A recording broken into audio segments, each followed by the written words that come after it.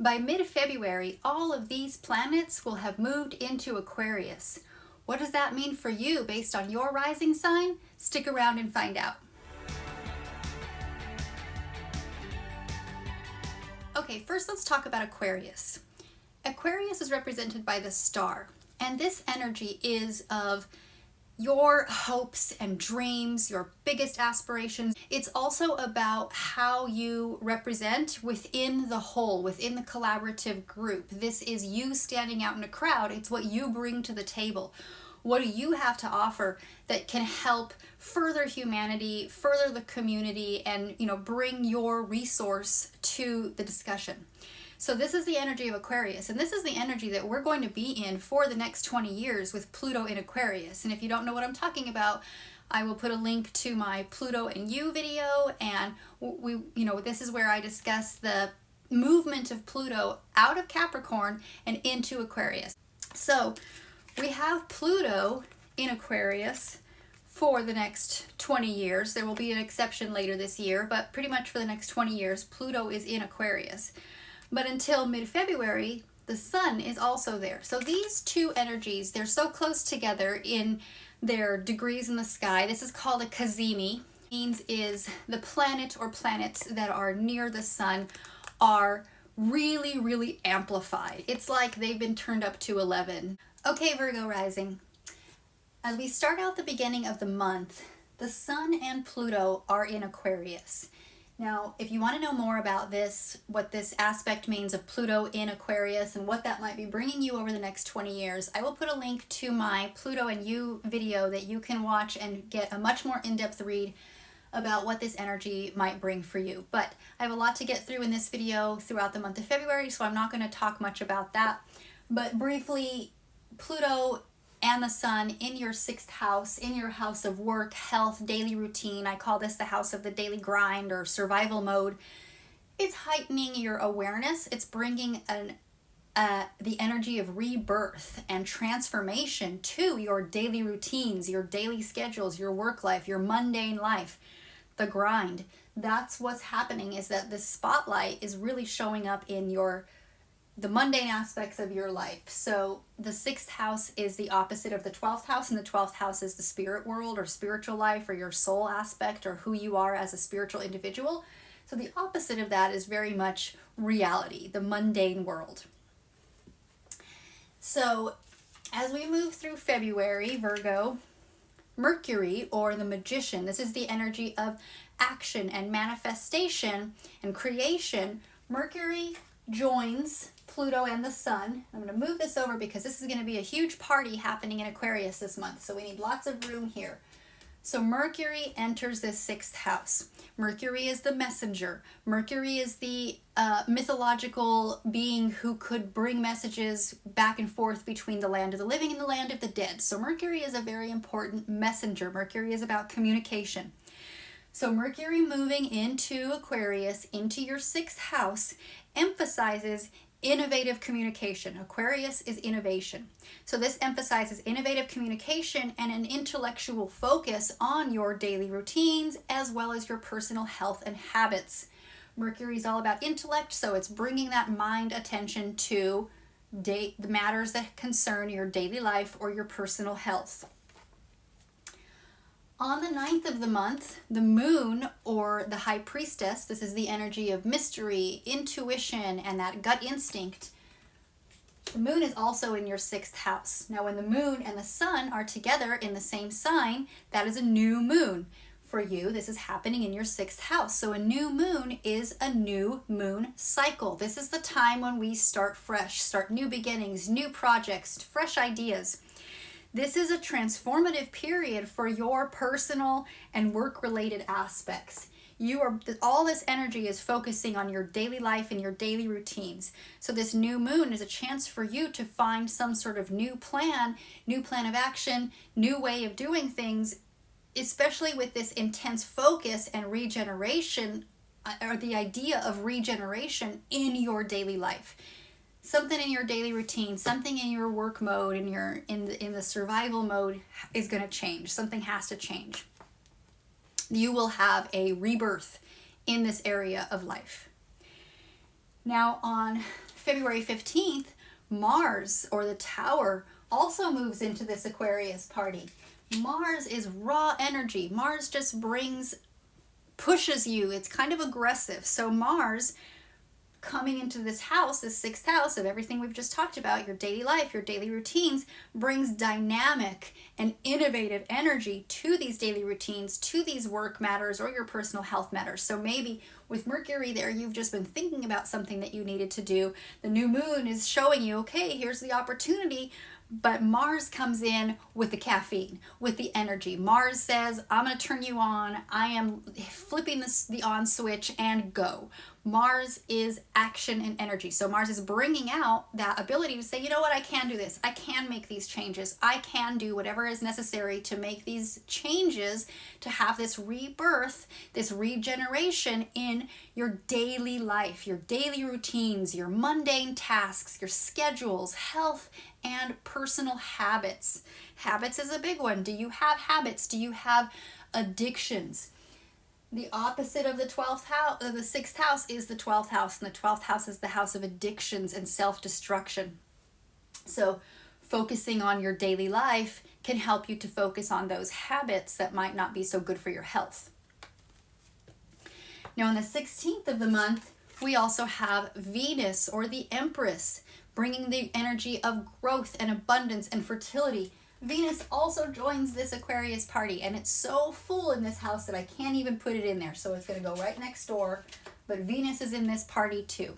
And what does Venus bring? Well, Venus is values, not just personal value, but Venus is money. Venus is our self-worth. It's our possessions. It's what brings us love and pleasure.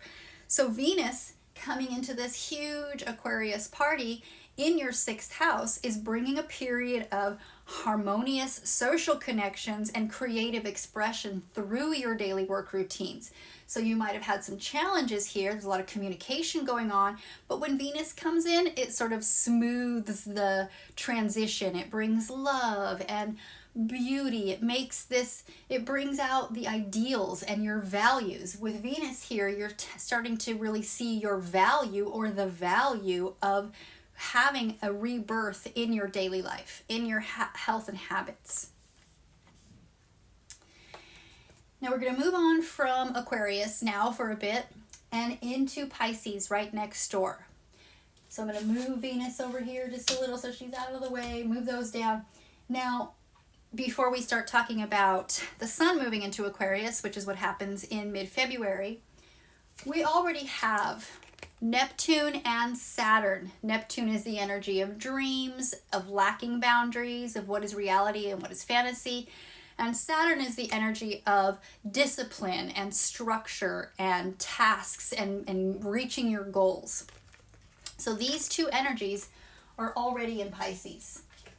They have been there for a while, and they will be there at least until mid-2025. So you still have another year of these energies flowing through your 7th house. Pisces is your 7th house. Your 7th house is the house of relationships, partnerships, unions, collaborations, and compromising. This doesn't have to be just a romantic partner. This can be a business partner or a best friend. So there's heightened energy in this 7th house. Well, what does that mean? Saturn coming into your 7th house brings lessons and challenges to your relationships. This emphasizes the importance of building boundaries. Saturn is all about structure and boundaries. This is showing you there is a need for building boundaries.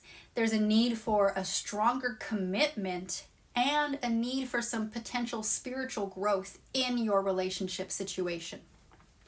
Now Neptune coming here, Neptune is the ruler of Pisces. So Neptune's at home when it's in Pisces, and it enhances or it exaggerates that energy. So Neptune, or the dream king, is at home in the dream land. Pisces is the land of dreams.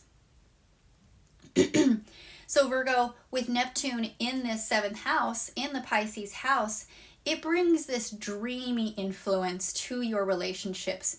It can inspire compassion in your relationships. Pisces and Neptune are a very emotionally strong planet and energy. This can also introduce challenges of navigating these relationships through any illusion that you may have, or any fantasy you may have of what is not real. So that idea of creating boundaries in a realm that just doesn't really work with boundaries is the challenge. The influence of Pisces in your 7th house can bring a dreamlike or even a watery or a slow quality or a heightened emotional quality to your relationships.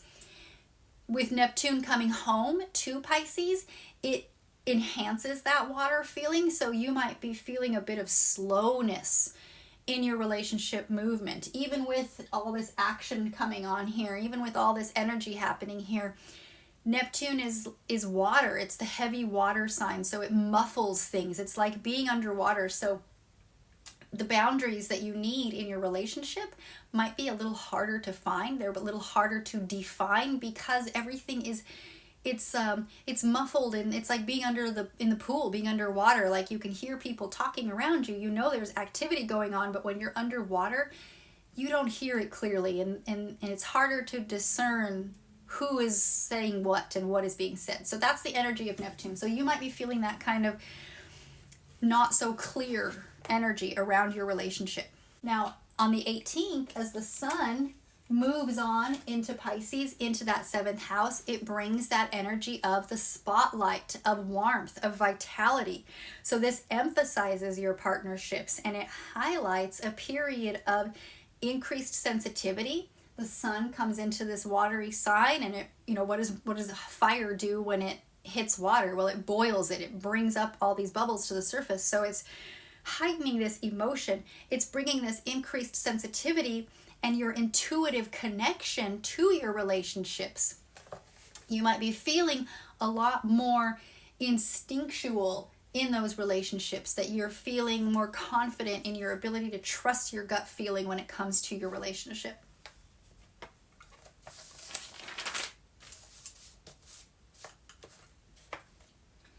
Now on the 22nd of February, Mercury is going to move over here also, joining the Sun, joining Saturn and Neptune in your 7th house, or your house of relationships. Mercury, again, we already talked about Mercury. Mercury is the messenger. Mercury brings out intellectual stimulation. So this can bring a heightened period of both sensitivity and intuitive communication in your partnership, in your relationship. So Mercury is just coming here and enhancing this dreamy, intuitive, like feeling within your partnership, a lot of emotion. And the messaging is coming out around that. So you might be having more heightened communication within that relationship. Now, lastly, Virgo, the moon, on the 24th of the month, the moon will have moved all the way around into Virgo in your 1st house. Now, all this energy that's going on in Aquarius is opposing your 1st house. Your 1st house is you alone, opposing the 7th house, which is you plus a partner. So the moon is our emotions, and when we have a full moon, the moon and the sun are in opposites. They are opposing each other, and it creates this heightened tension or a need to find balance between these two areas of life. So Virgo, you have a lot of emotion surrounding who you are as an individual, but the spotlight is shining on who you are in your relationship and as a partner. So this full moon can bring out heightened emotional awareness and the potential tension between your self-expression, your communication, your responsibilities, and these idealistic aspirations, especially in your relationships. So it's really forcing you to be practical and to think in a more practical and a realistic way when it comes to who you are as an individual and who you are in a relationship. So Virgo Rising, that's all I have for you today. Thank you so much for watching. Please give me a like and subscribe if you haven't already, and I will see you next time. Bye.